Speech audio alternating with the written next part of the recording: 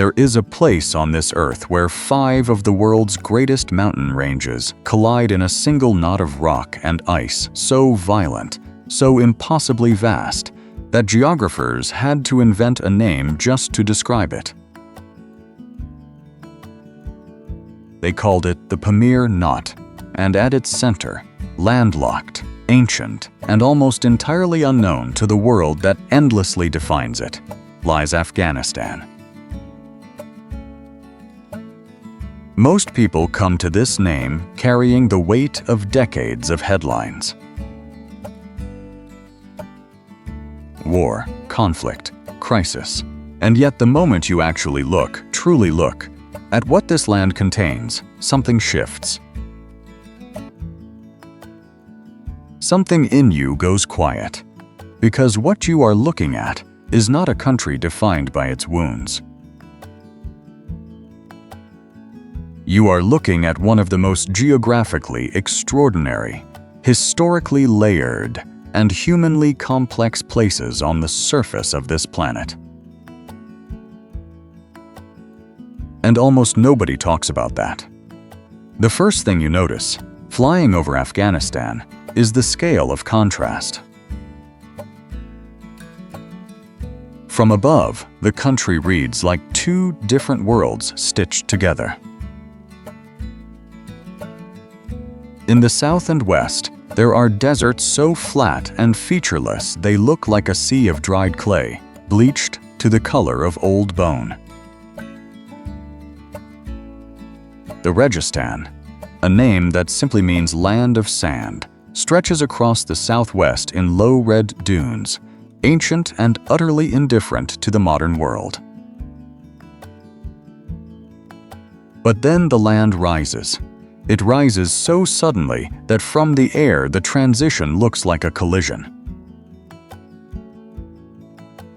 The flat desert simply ends, and in its place the Hindu Kush erupts. Peak after jagged peak, ridge after broken ridge, the mountains fold into each other in a chaos of gray stone and white snow for hundreds of kilometers. These are not gentle mountains. The Hindu Kush, a name that ancient Persian travelers translated as killer of Hindus, a reference to the slaves who died crossing its frozen passes, reaches heights above 7,700 meters. In summer, its flanks are threaded with narrow tracks that have carried armies, merchants, and mystics for 5,000 years. The Wakhan Corridor is Afghanistan's finger stretched toward China. A narrow panhandle, sometimes only 15 kilometers wide, flanked by the Karakoram and the Hindu Kush, rising to peaks above 6,000 meters under permanent snow. In the broad, U-shaped valleys of the Little Pamir, Waki and Kyrgyz herders still live in stone villages with their yaks and goats, following seasonal routes their ancestors established centuries before any nation-state thought to draw a border across this landscape. It is, by any measure, one of the most remote inhabited places on Earth. But here is what the travel guides will never show you. In the dead center of the Hindu Kush, at an elevation of nearly 3,000 meters, surrounded by gray-pink limestone cliffs and a landscape so arid it resembles the surface of the moon, there are lakes. 6 of them, and they are the most improbable, most impossibly vivid blue you have ever seen in your life. Bandiamir. NASA, looking down from orbit, described them as splashes of blue in an otherwise monotonous lunar landscape. That description does not do them justice. The water at Bandiamir is not simply blue. It moves between colors the way a gem moves in light. lapis lazuli at the deep center, turquoise at the shallows, sapphire where the cliffs cast their shadows. None of it is man-made. None of it is engineered. These lakes exist because of one of the rarest geological processes on Earth. Over thousands of years, calcium-rich spring water dissolved limestone from the mountains and redeposited it in curving walls, natural travertine dams, rising up to 12 meters high, that trapped the water in a chain of glowing basins. One lake overflows into the next. The largest, Band-e-Haibat, the Dam of Awe, creates an effect so surreal, water cascading silently over its white mineral lip into the basin below, that Afghan legend could not explain it in geological terms. They said, Ali, the Prophet's son-in-law, created these waters by miracle. And standing at the edge, watching that blue defy the gray world surrounding it, you understand completely why someone would believe that. Afghanistan established Band-e-Amir as its first national park in 2009. Over 100,000 visitors came in 2023. Barely a few hundred were international tourists. Which means all of this, exists almost entirely unseen by the outside world. A few hundred kilometers to the southeast, the Bamiyan Valley tells a different kind of story. Cradled within the Hindu Kush at 2,500 meters, the valley is wide and green, its floor dotted with poplar trees and mud brick compounds. But what draws the eye, what has drawn every traveler's eye, from the Chinese pilgrim Xuanzang in the 7th century to the journalists and scholars of the 20th, are the cliffs. Or more precisely, what used to be in the cliffs. For 14 centuries, 2 colossal Buddhas stood here. Carved directly into the sandstone, the larger reaching 55 meters, roughly the height of a 15-story building. Once painted crimson red, both of them gilded, catching the sun like beacons for the Silk Road traders passing below. For 1,000 years, they were proof that Afghanistan, long before its current identity, was a place where Buddhism flourished, where Greek and Indian civilizations blended, where sacred art was carved on a scale that staggered the imagination. In March 2001, over 25 days, they were destroyed. What remains today are 2 enormous empty niches in the cliff face. Hollow, irregular wounds in the stone. Around them, hundreds of ancient Buddhist caves still punctuate the rock. Some of them now, quietly and without ceremony, home to Afghan families. Children play in the cave mouths. Laundry hangs on lines strung between openings that once held painted frescoes. Life continues in the shadow of what was lost. But here is the thing about Afghanistan that the world misses entirely.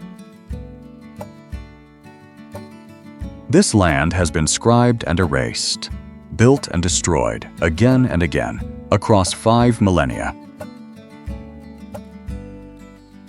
Alexander the Great passed through and left cities behind.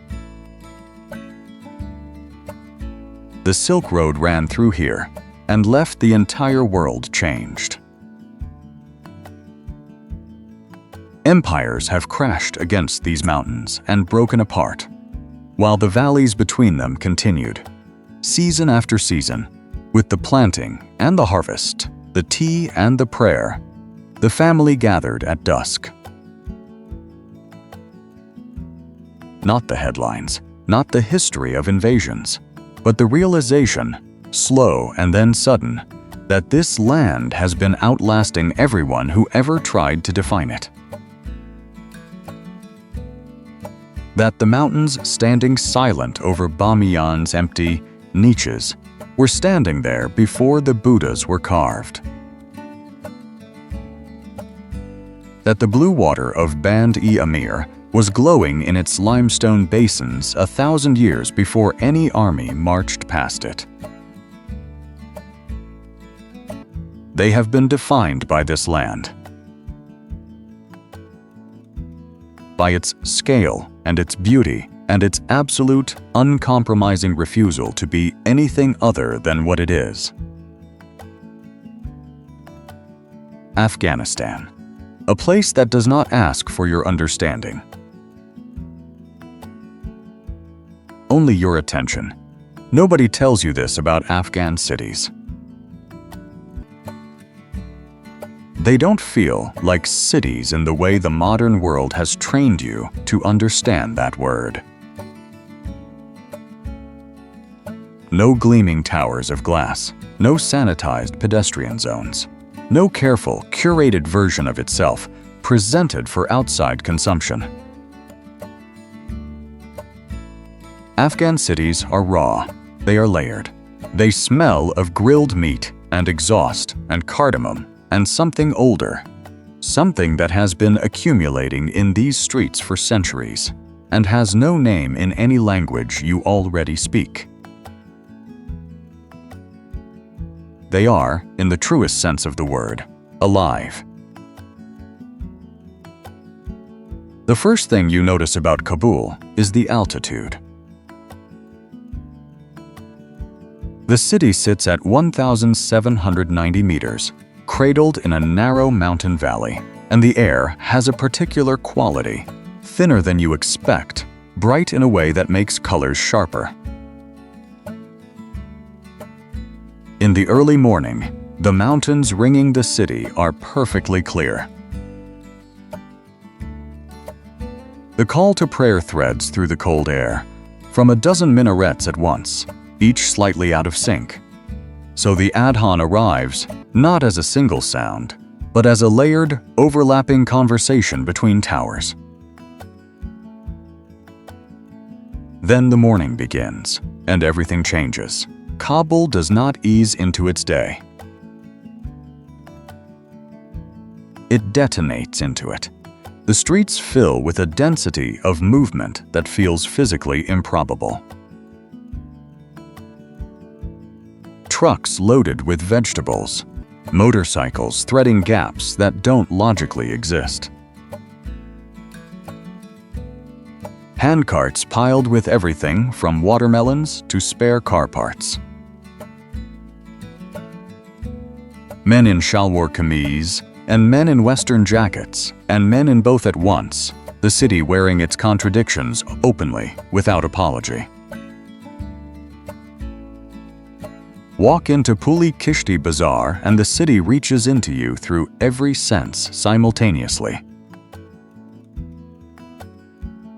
Dried fruit in mountains, golden raisins, dark mulberries, apricots the color of sunset, spilling from open sacks.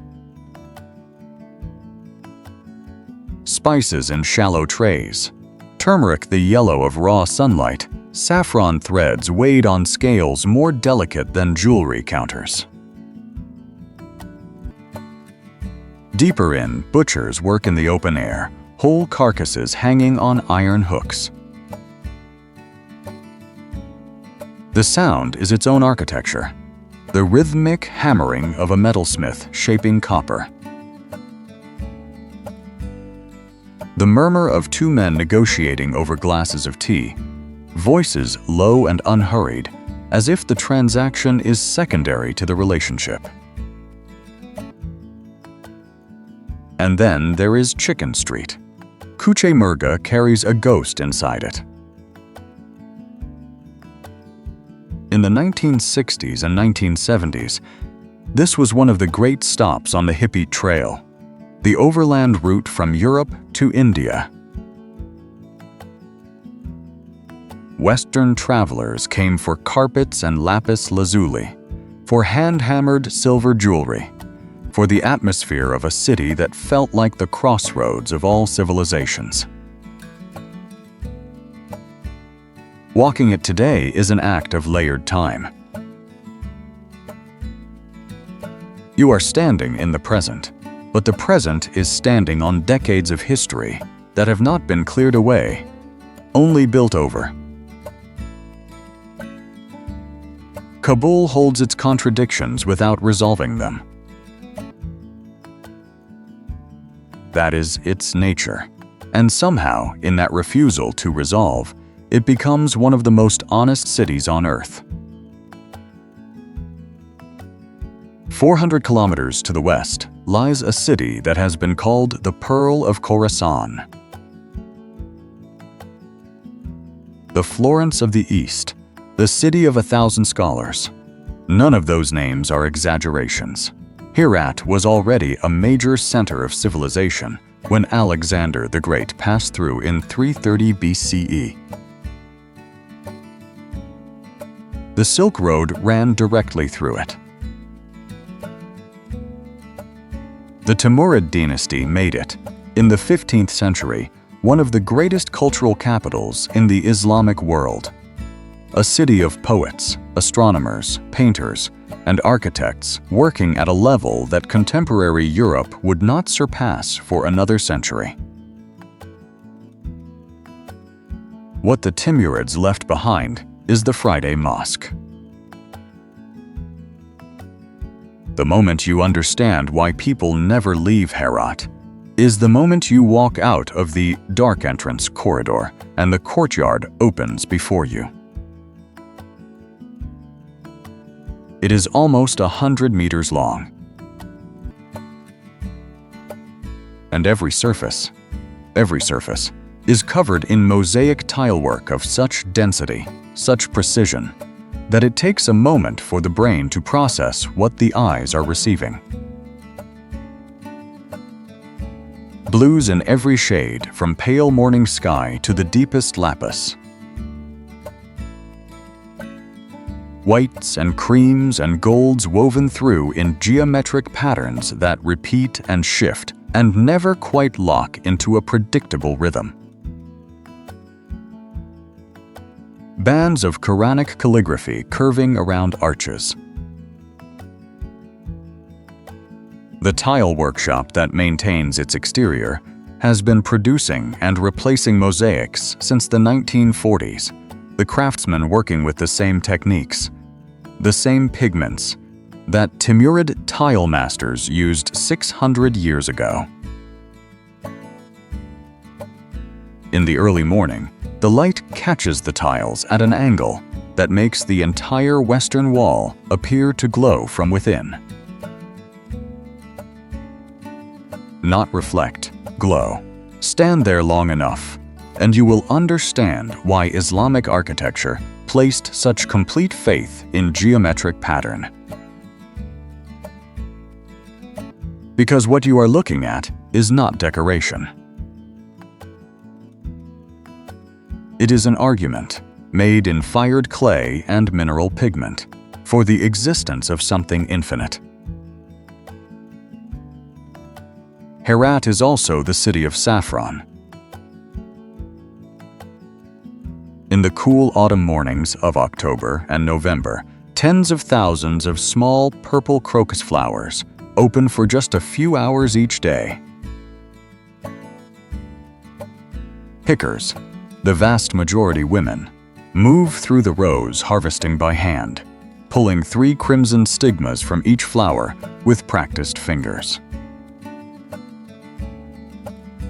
It takes 150,000 flowers to produce a single kilogram.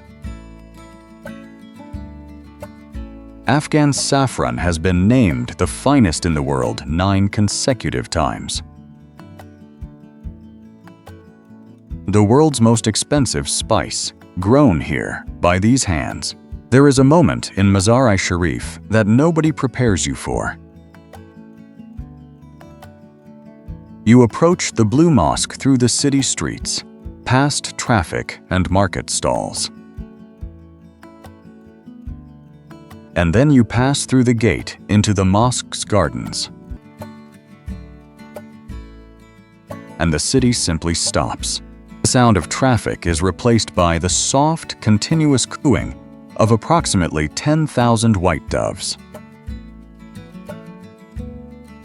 They are everywhere, on the domes, on the minarets, on the shoulders of pilgrims who stand perfectly still and let them land. The Blue Mosque is not blue the way paint is blue. It is blue the way water is blue, different in every light, shifting between turquoise and cobalt, and a deep, almost violet shade depending on the hour and the sun. Its domes catch the morning light and hold it. Its minarets taper upward in bands of geometric tilework, so fine they seem impossible at that scale. The legend says this is the burial site of Ali ibn Abi Talib, cousin and son-in-law of the Prophet Muhammad. Whether or not the historical claim holds, what is not in debate is what this place means to the people who come here. Old men who have traveled for days. Mothers with children. Young men standing at the edge of the reflecting pool in silence. Another legend says any dove arriving with colored feathers will turn pure white within 40 days. Watched the doves here, their improbable whiteness against the blue domes and green garden, and the legend feels less like superstition than the natural response of a people who look at something inexplicably beautiful and reach, instinctively, for a language adequate to it. And then there is Kandahar, the south, the Pashtun heartland, a city the world regards almost entirely through its recent history. What nobody tells you is that Kandahar is a city of gardens. The Arghandab River runs through the valley, and along its banks the land is green in a way that seems extravagant, given the desert surrounding it. Orchards and vineyards and long rows of pomegranate trees.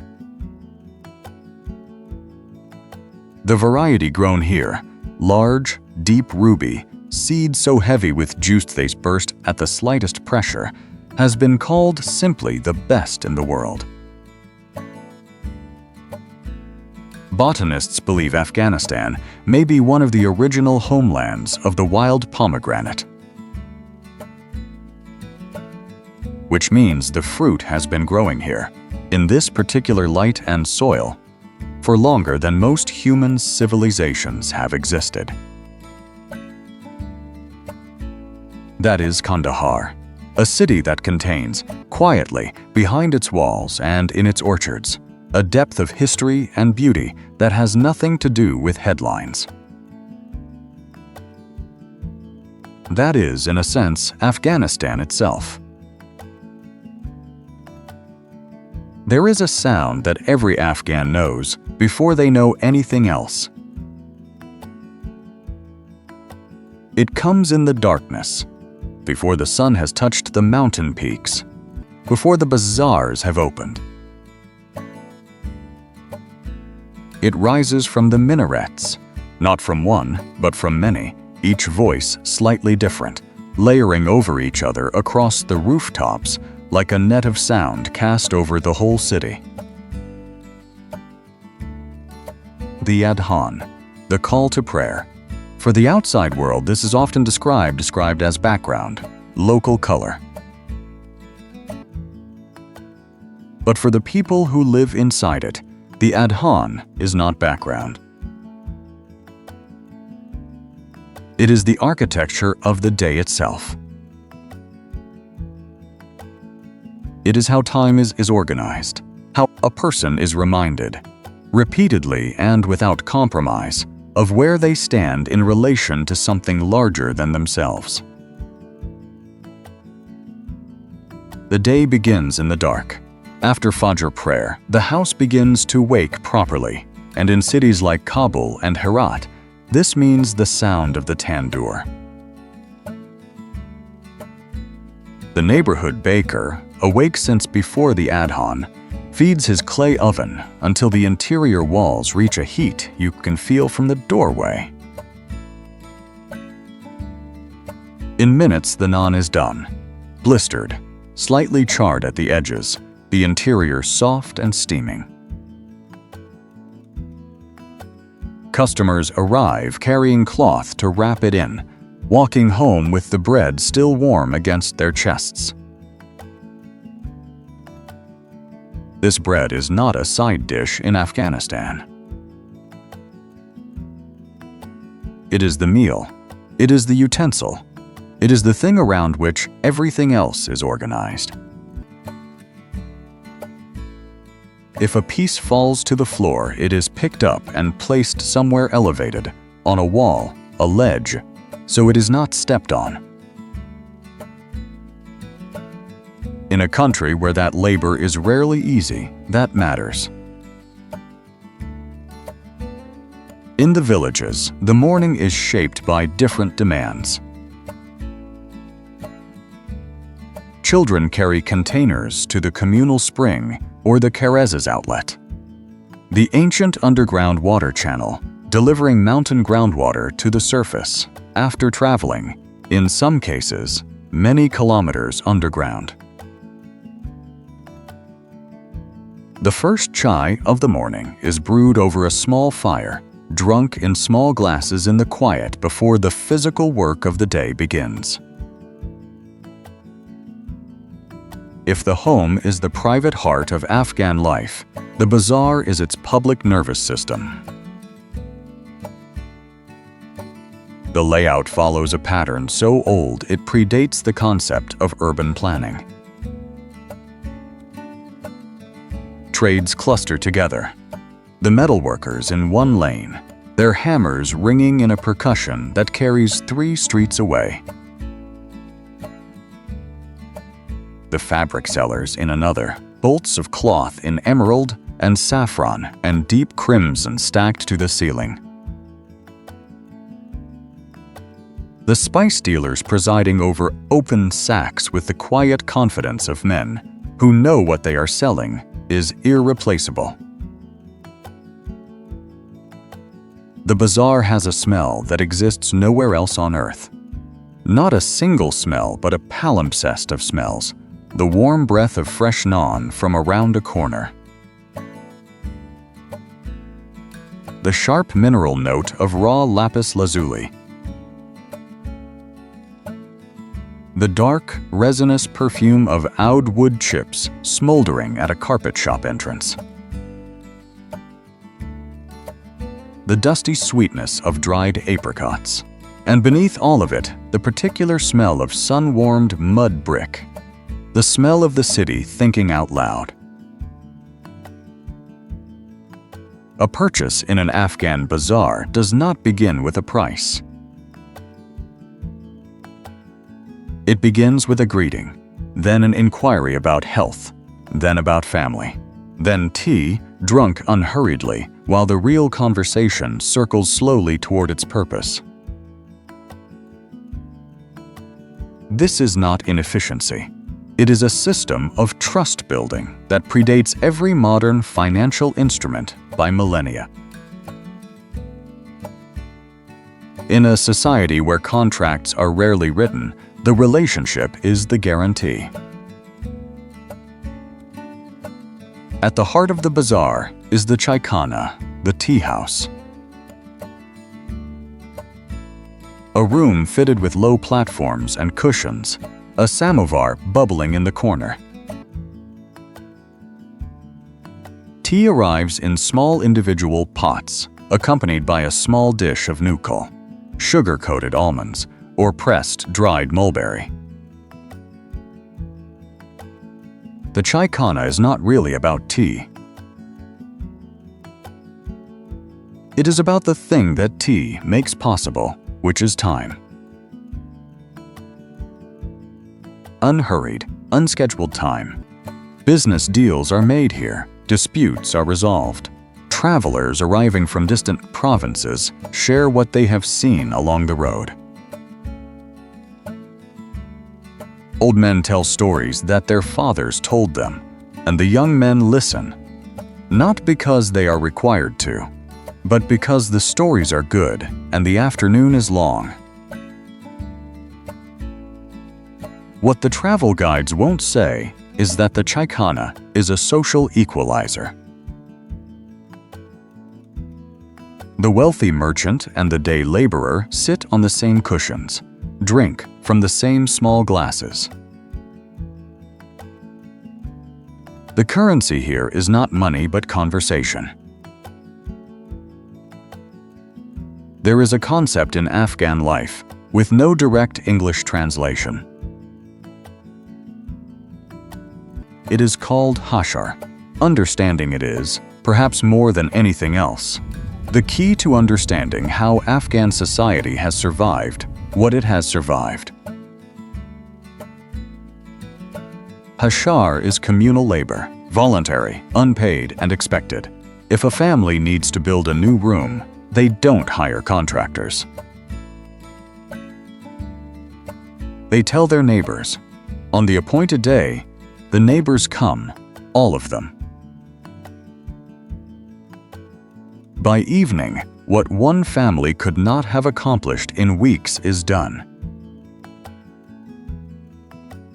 No money changes hands. No debt is recorded. The implicit understanding is that when your neighbor needs the same, you will be there. This is not charity. Charity implies a hierarchy of need. Hashar is the community acting as a single organism, redistributing labor the way a healthy body redistributes blood. You see it in the maintenance of the keras, the ancient underground irrigation channels. These channels belong to the community. When they need cleaning, the entire village turns out. Every household contributes labor proportional to its water usage. No one oversees this. No one enforces it. It simply happens because everyone understands. If it doesn't happen, the water stops. This is the social infrastructure of Afghanistan. Invisible from the outside. More durable than anything ever built with foreign aid or government planning.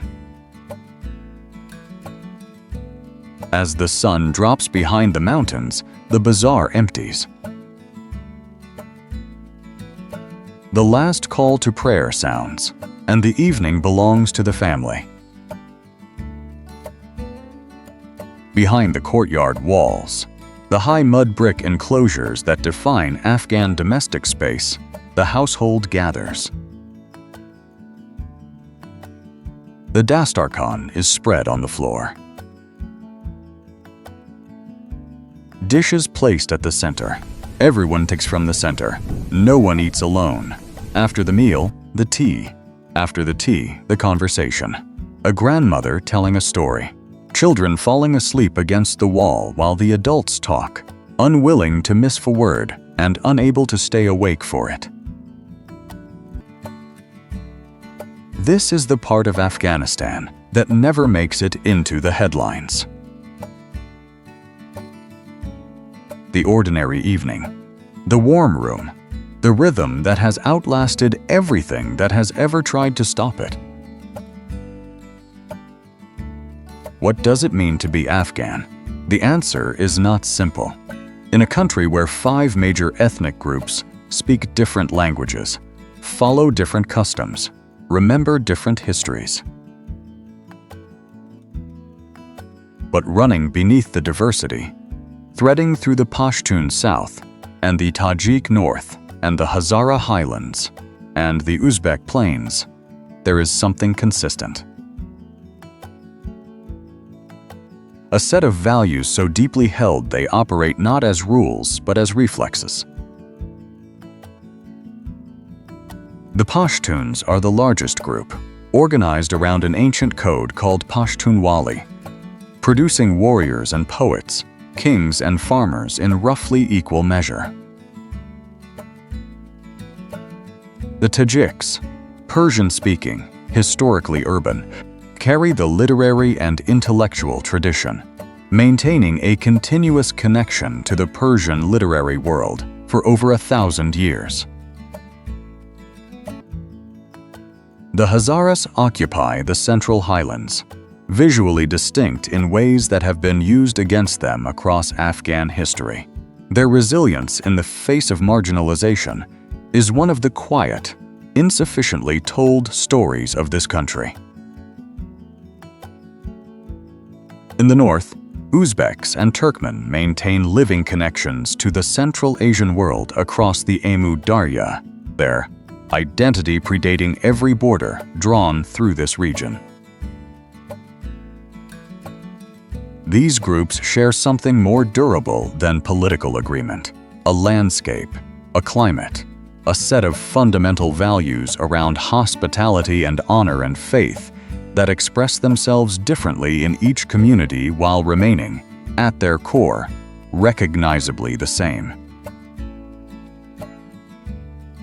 Of all the cultural frameworks shaping Afghan life, none is more ancient or more genuinely misunderstood than Pashtunwali, a complete system for living.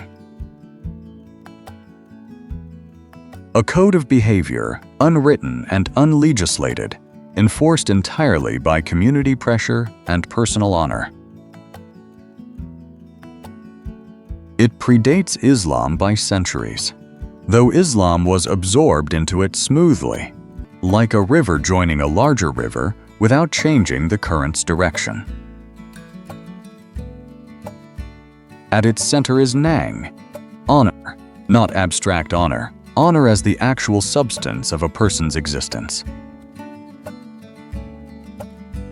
A Pashtun proverb captures it: death is preferable to a life of shame. Melmastia, hospitality, is perhaps the pillar most visible to outsiders. Under Melmastia, any guest, regardless of origin, religion, or wealth, is entitled to the protection and provision of their host. A stranger who arrives asking for shelter will be given the best room in the house, the best food. The host will go into debt to provide it, because the alternative, turning a guest away, is a stain on the family name that does not wash out. Nanawatai, sanctuary, is its corollary. If even a sworn enemy approaches your home and invokes Nanawatai, you are obligated to give it. You must protect him. The feud is suspended for the duration of his stay. This is not a hypothetical. It is a practice documented across Pashtun history, one that has placed families in extraordinary danger because refusing sanctuary was simply unthinkable. Jirga, the Council of Elders, resolves disputes without state authority. The elders hold no formal power. Their authority derives entirely from their age, wisdom, and reputation. And yet their decisions carry more weight than any court ruling. There is a sport played in northern Afghanistan that no category of athletic competition adequately describes. It is called buzkashi, literally, goat grabbing, a headless calf, soaked in cold water for 24 hours, weighing up to 50 kilograms, is placed in a circle on a field. Dozens of horsemen compete to seize it, carry it around a distant flag, and return it to the circle. What happens between start and finish is unlike anything else called sport on this planet. There are no fixed rules, no boundaries. The horses, powerful, specially trained animals worth tens of thousands of dollars, are not ridden so much as aimed. The riders use their horses as weapons, cutting off rivals, forcing a path to the carcass with sheer mass and momentum. And yet there is a beauty to it that photographs cannot capture. The moment when a single Chapandaz breaks free of the pack, his horse flat out, ears back, the carcass swinging from his fist, 50 riders in pursuit, is one of the most viscerally thrilling things a human being can witness. The wealthy Khans who sponsor riders and horses demonstrate their power through their Chapandaz's performance. A public display of the values Afghan culture prizes most: strength, skill, audacity. Banned under the first Taliban government as immoral. Playing again now, on winter Fridays to crowds of thousands. Some things cannot be stopped. They simply wait. If buzkashi is Afghan cultural life at its most kinetic, the rubab is its sound at its most intimate. Afghanistan's national instrument is carved from a single block of mulberry wood into a shape resembling a short-necked lute. It has 3 melody strings and up to 15 sympathetic strings that vibrate in response to the melody, creating a shimmering resonance that rings for seconds after the note is played. The Smithsonian describes the sound as haunting. That is the right word. The rubab does not simply produce music. It produces an atmosphere, a quality of air in the room that is different after it is played. In 2024, UNESCO recognized rubab making as an element of intangible cultural heritage. The Metropolitan Museum of Art notes the rubab may be the direct ancestor of the sarod, meaning that one of the great musical traditions of human civilization carries inside it a genetic memory of Afghanistan. If you have the chance to hear a rubab played by a master, in a private home, in a tea house, do not let it pass. The sound will stay with you longer than anything else from this country. There is a carpet in a market somewhere in the world right now, in Istanbul, London, New York, Dubai, that was woven by a woman in northern Afghanistan. She sat at a vertical loom for months, knotting individual threads of wool, each knot tied by hand, cut by hand, until a pattern emerged. Deep red field, geometric medallions called gul, meaning both flower and tribe, repeating in precise rows. Each gul a symbol of the weaving family's tribal identity, as distinctive as a name. A single square meter contains between 100,000 and 400,000 individual knots. The woman who made it learned the patterns from her mother, who learned from her mother, in a line of transmission reaching back through generations. Between 1.2 and 1.5 million Afghans depend on carpets for their livelihood. Nearly 90% of those in weaving and wool spinning are women. And then there are the war rugs.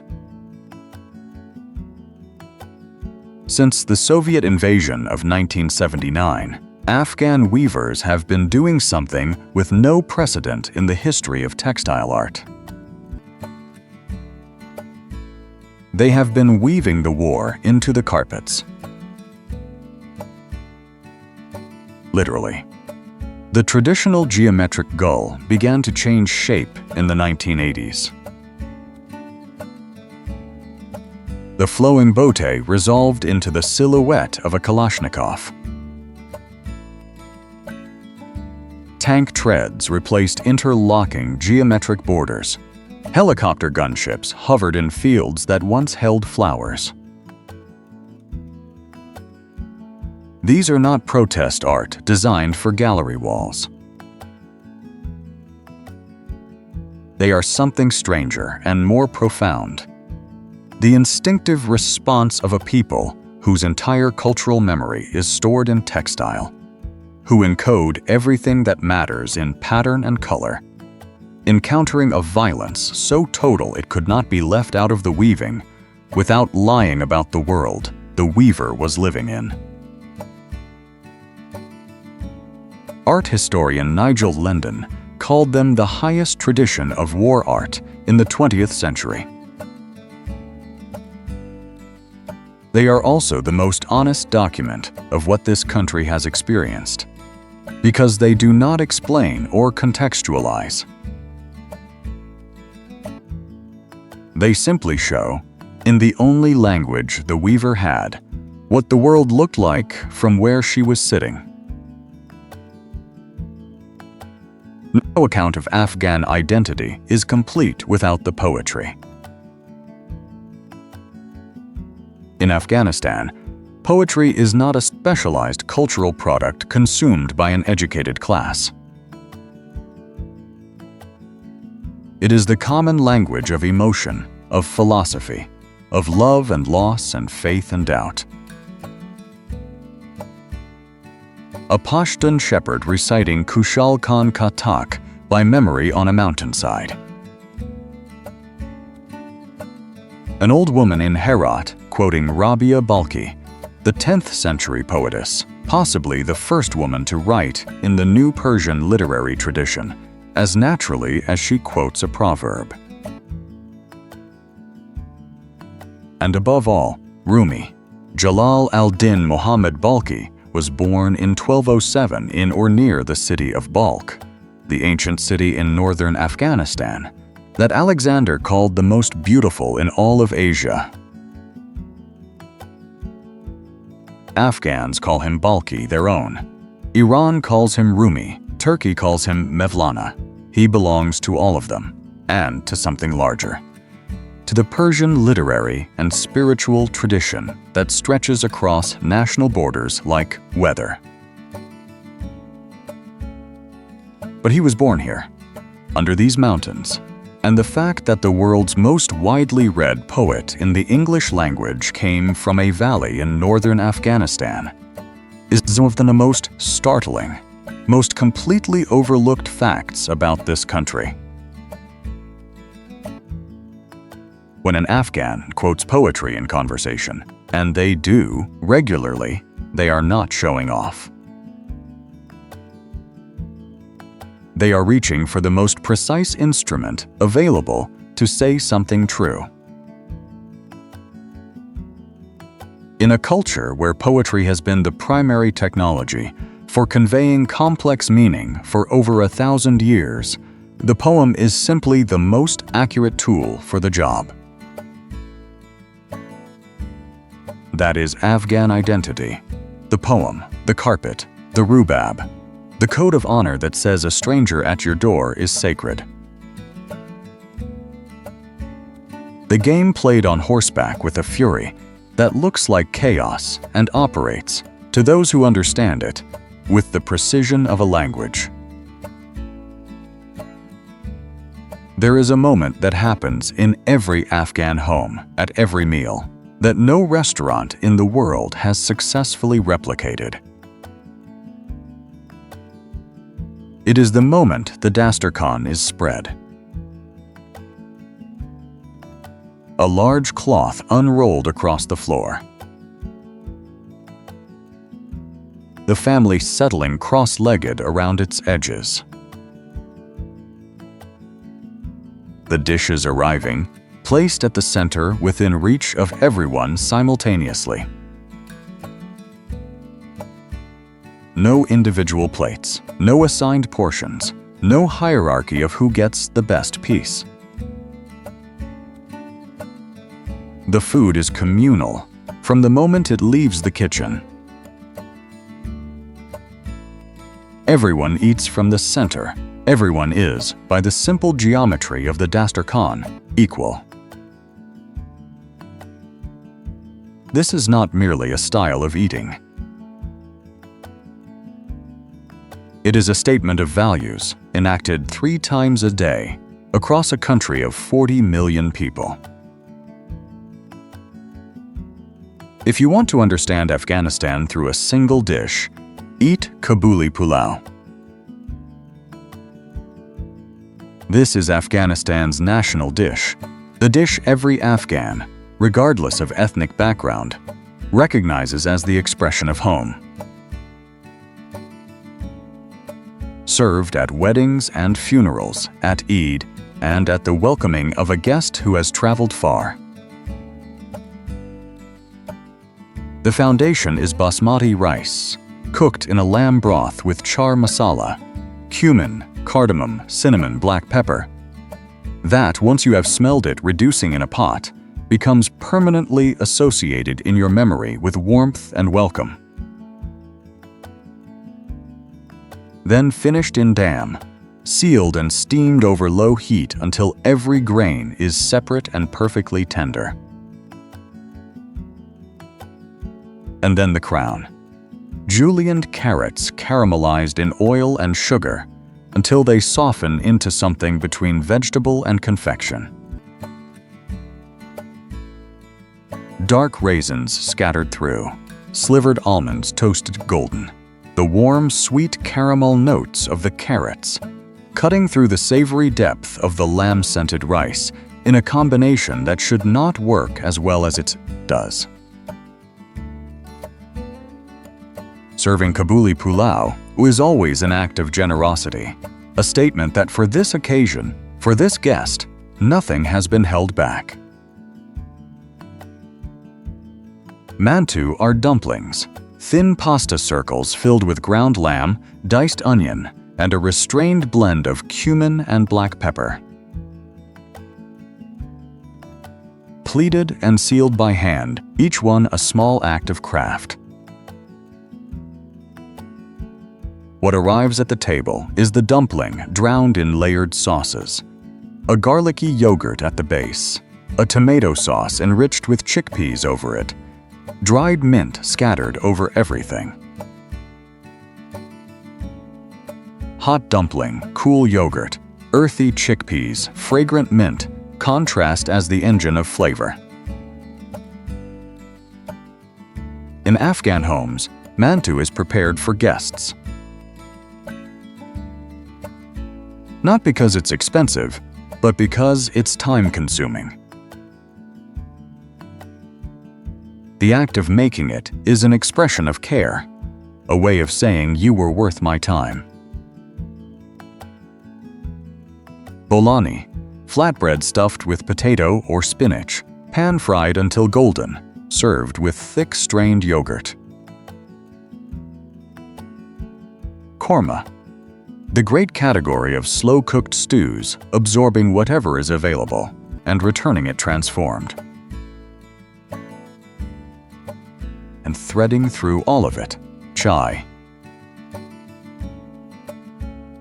Always in small glasses, always sweet, arriving before the food and remaining long after it is finished. The constant, the backdrop, the thing that keeps the conversation moving when the afternoon stretches ahead with nowhere particular to be. There is a crop grown in the fields around Herat that costs more per kilogram than gold.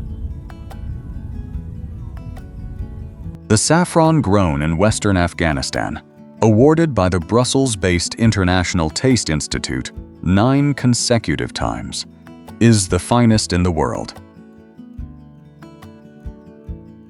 The plant is a small purple crocus that flowers in October and November for only a few hours each morning. During those hours, pickers move through the rows extracting 3 crimson stigmas from each flower by hand. It takes 150,000 flowers to produce a single kilogram. The pickers are overwhelmingly women. One of the few spaces in contemporary Afghanistan where women's labor is not only permitted but essential, because the work requires a precision that, as every saffron grower will tell you, women perform better than anyone else. It comes from here, from these fields, from these hands moving through rows of purple flowers in the October dawn. And the pomegranate. In Kandahar in October, the markets fill with them. The size of grapefruits, their skin tight and waxy, the interior a packed cathedral of seeds, each one holding juice so intensely sweet and tart that the first taste registers as something close to shock. The pomegranate appears in carpet designs, in architectural ornament, in poetry. A symbol of the idea that one thing can contain multitudes, that what appears as a single hard exterior holds inside it an entire world of sweetness. There is perhaps no better symbol for Afghanistan itself. The table is always set. The dasturkhan is always spread. You only have to come. There is an engineering marvel running beneath your feet in rural Afghanistan. You cannot see it. There is no sign marking its existence. It is called a keres, and it has been keeping people alive for over 2,000 years. Afghanistan is semi-arid across most of its territory. The mountains hold enormous quantities of water, locked in glaciers, trickling through gravel aquifers at the base of every major range. But the fields that need that water are in valleys below, often kilometers away, where building surface canals would expose every drop to the merciless evaporation of a Central Asian summer sun. The people who developed the keres solved this with breathtaking simplicity. They went underground. A keres begins at the foot of a mountain, where a master well is dug down to the water table. From this mother well, a tunnel is excavated horizontally, sloping very gently, sometimes only 1 meter of drop for every 1,000 meters of horizontal distance, until it emerges at the surface kilometers away as a flowing spring in what was previously dry ground.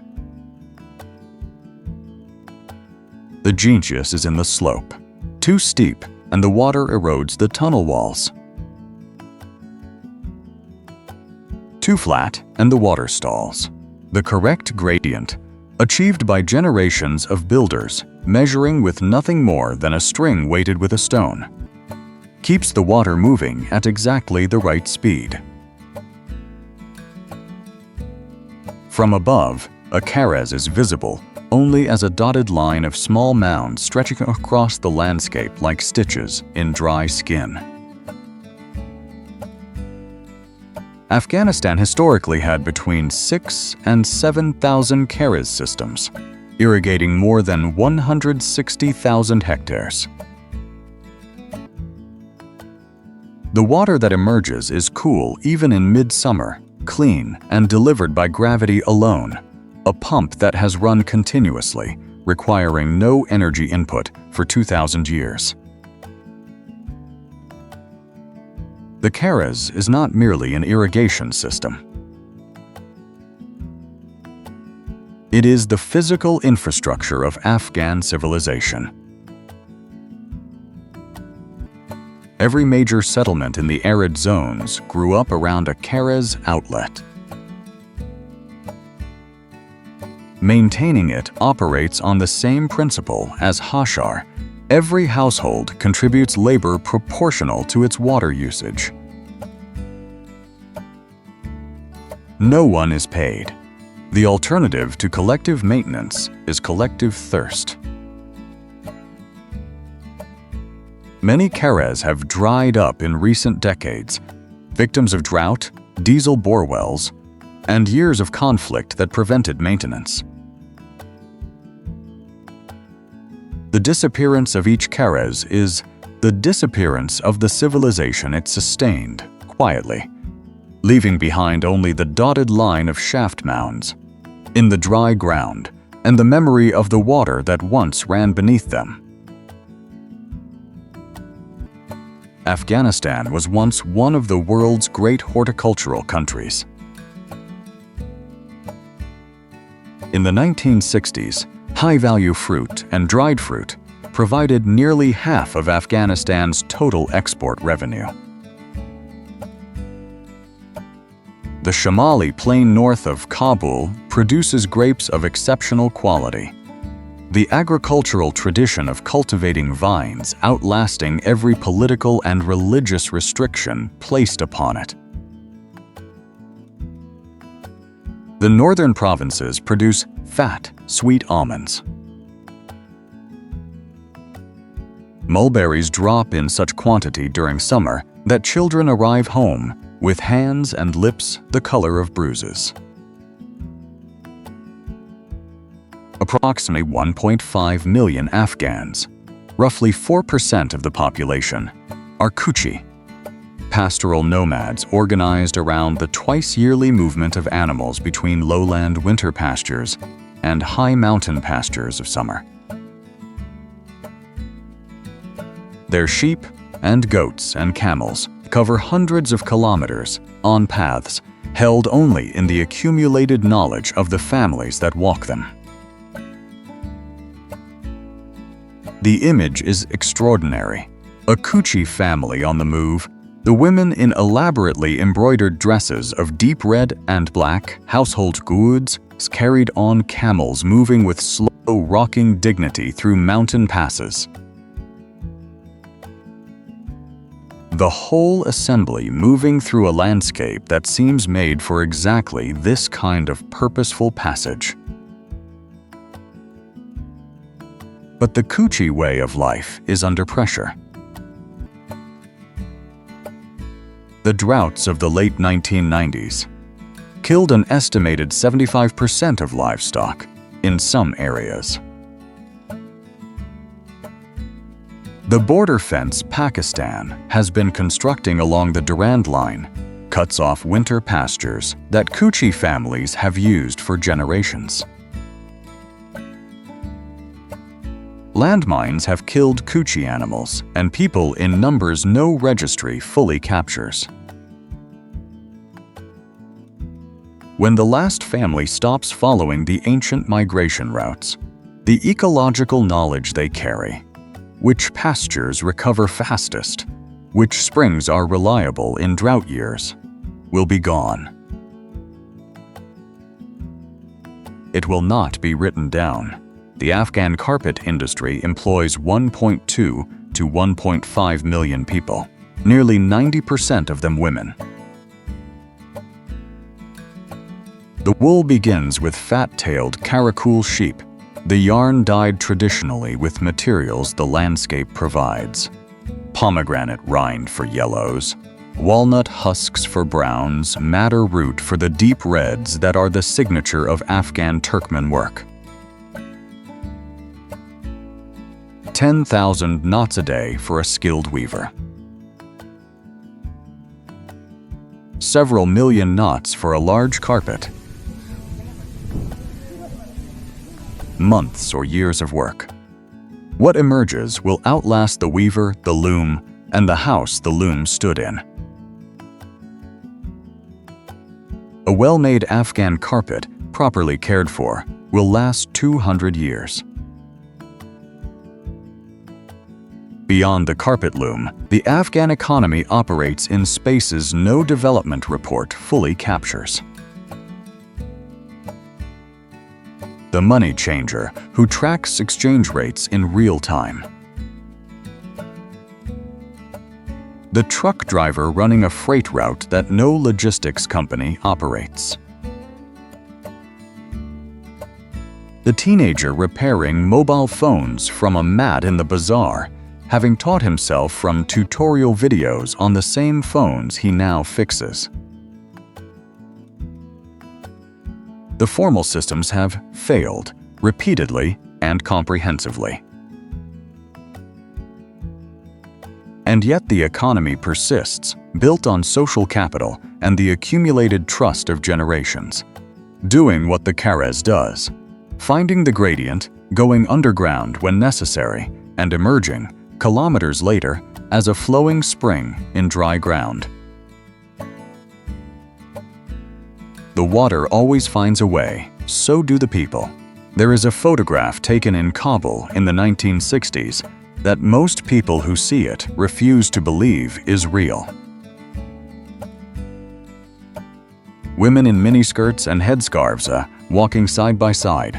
Both styles, both choices, both present without tension or comment. A university campus with mixed classes. A city with jazz clubs and poetry readings whose cosmopolitan intellectual life drew comparison to Beirut and Tehran at their most open. That Kabul existed. It was not a fantasy. It was a real city at a particular moment, navigating its own path toward modernity, slowly and on its own terms, without the catastrophic interruptions that were still to come.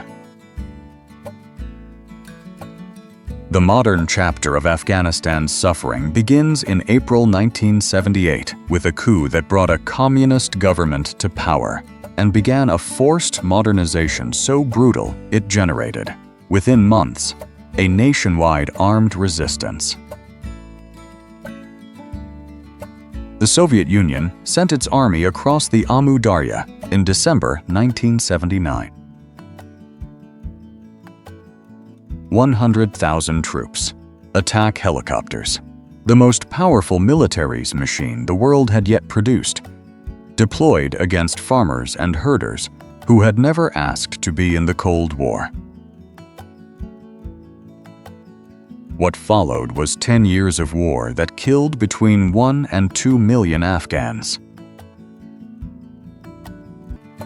5 million more fled to Pakistan and Iran, creating the largest refugee population on Earth. Agricultural infrastructure, the Khares systems, the orchards, the irrigation networks built over centuries, was systematically destroyed. The Soviets withdrew in 1989, and then the Civil War began. The Mujahideen factions fractured along ethnic and political lines the moment the common enemy was gone. From 1992 to 1996, Kabul, which had survived the entire Soviet war with its urban fabric intact, was destroyed from within.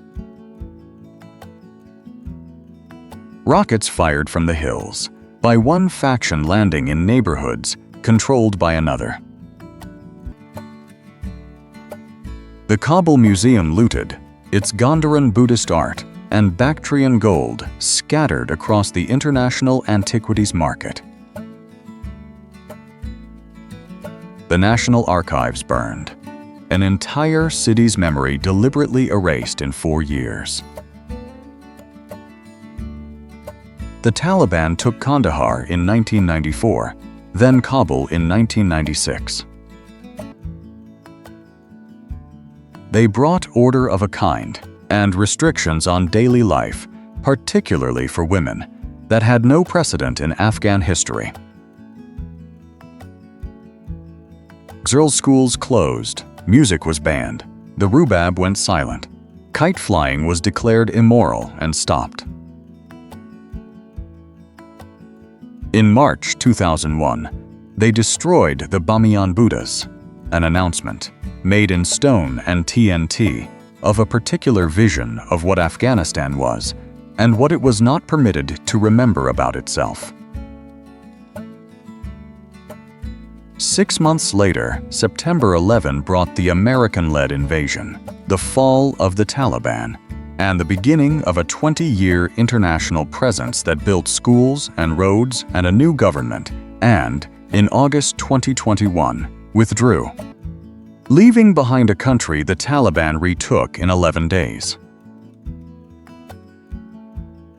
4 decades, 4 phases of conflict, a generation that has known nothing but war as the background condition of existence, who plan their lives in the spaces between crises. Afghanistan is one of the most heavily mined countries on Earth. Since 1988, over 41,000 civilians have been killed or wounded by landmines and unexploded ordnance. More than 2/3 were children. The Halo Trust has cleared over 800,000 landmines and 11 million pieces of unexploded ordnance since 1988, an extraordinary achievement that has not been enough. Contamination still affects roughly 1/5 of the country.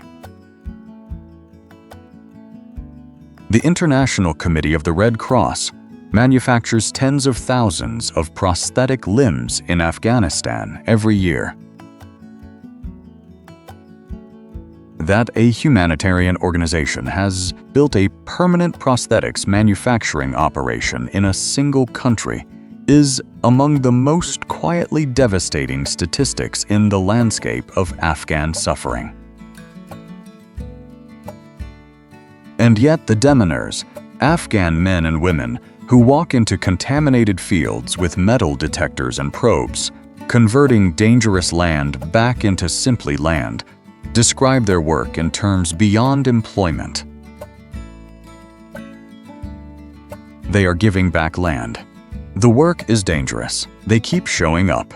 Kabul's Darul Aman Palace was built in the 1920s by King Amanullah Khan, who had just led Afghanistan to full independence from British influence, and wanted a building that announced his country's modernity to the world. It was burned and rocketed during the Civil War, reduced to a shell, its columns standing in a ruin that became one of the most photographed images in Afghanistan. The palace, built to represent a hopeful future, became a monument to everything that interrupted it. In recent years, restoration work has begun. Someone decided this ruin should not remain a ruin, that the interrupted future should be resumed rather than abandoned. That decision, small, practical, architectural, is also a philosophical statement. It says that what was destroyed is not accepted as the final word. Here is what 4 decades of war took from Afghanistan. It took the orchards of the Shamali Plain, the Karaz systems of the south, unmaintained and collapsed,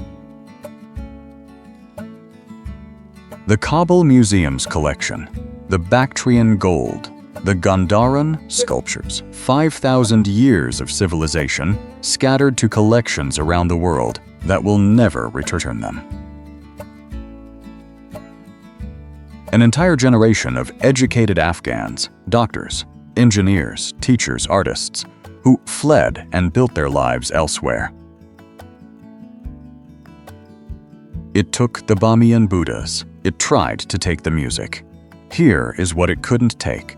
It could not take the Khares building knowledge, held in the minds of men who learned it from their fathers, in an unbroken chain of transmission that no bomb can interrupt because it lives in people rather than in structures. It could not take the carpet patterns.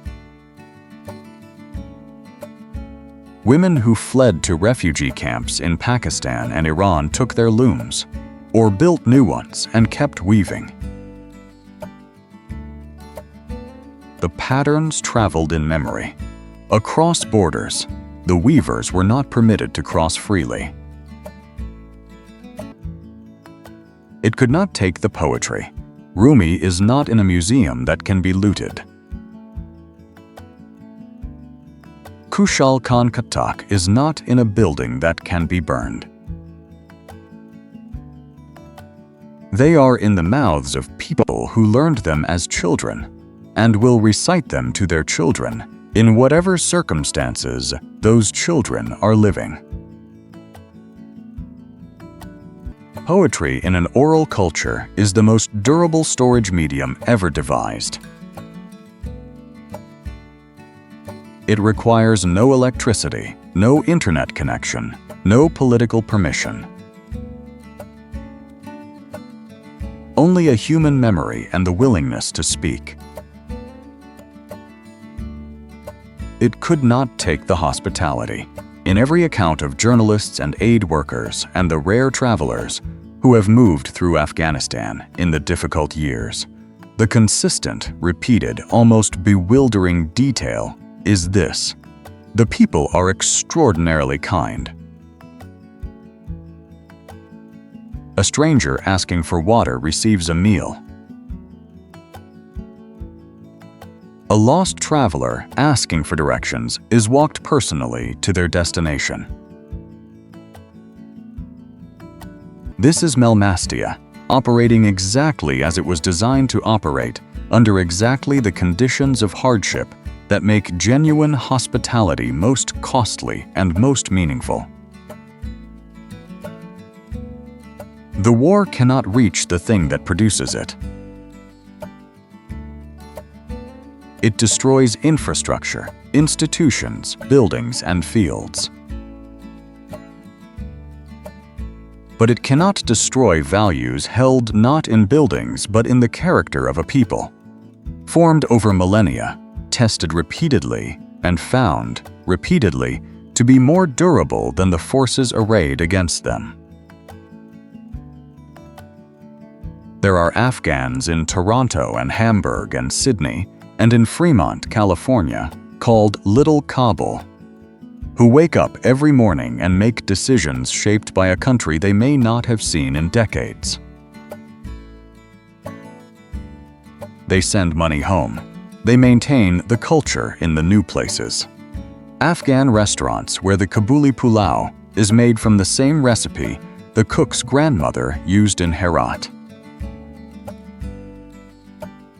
Cultural associations that organize Nowruz celebrations, that teach children born in Germany or Canada to speak Dari, that bring rubab players to perform foyer audiences who cry at the sound of an instrument they may be hearing for the first time, but feel, somehow, that they already know. And some of them go back. Doctors who return to open clinics where clinics are most needed. Engineers who come back to rebuild water systems. The people who make this decision describe, with remarkable consistency, a feeling of rightness, of being finally in the place where their skills and their identity align with what is most needed. The diaspora is not separate from Afghanistan. It is Afghanistan extended across the world, a network of people carrying the country inside them, waiting for the conditions that would allow them to bring it home. There is a concept in Afghan culture that might be translated, approximately, as stubborn hope. Not optimism. The Afghans who have lived through the last 4 decades are not optimists in that sense. They have seen too much, but stubborn hope is different. It is the decision, made daily, renewed daily, to act as if the future is worth building toward. To plant an orchard whose fruit you may not live to eat. To repair a carriage the next season's fighting might destroy again. To send your child to school in the morning, despite everything you know about how quickly the world can change. It is the wedding celebrated in the middle of war, the music playing, the dancing happening, joy insisted upon with a defiance that is not denial, but the opposite of denial. A full acknowledgement of everything that is wrong, combined with the refusal to let that acknowledgement be the last word. It is the baker who opens his tandoor before dawn every morning, in every season, under every government, because the bread needs to be made and the neighborhood needs to eat, and those two facts have not changed. It is the woman who keeps weaving, the elder who keeps reciting poetry, the farmer who keeps reading the sky for rain, the child who keeps flying kites, which they do still in Kabul, the bright paper diamonds rising above the rooftops, pulling against their strings, bright against the gray winter sky. Kite flying was banned under the first Taliban government. It resumed after 2001. It was restricted again after 2021, and still, in the yards, in the open lots, in the moments where it is possible, the kites go up. Because this is what Afghanistan has always done with the things that try to take it apart. It waits. It holds its knowledge in the only place that cannot be destroyed. It finds the gradient, like the carriage, and it keeps moving, underground if necessary, invisible if necessary, slow if necessary, until it finds the surface again and emerges, flowing and clear, into the light. That is the Afghan story, not the war, not the headlines, not the geopolitical significance of a landlocked country at the intersection of everyone else's interests. The water that keeps running, the people who keep making bread, the kite that keeps rising.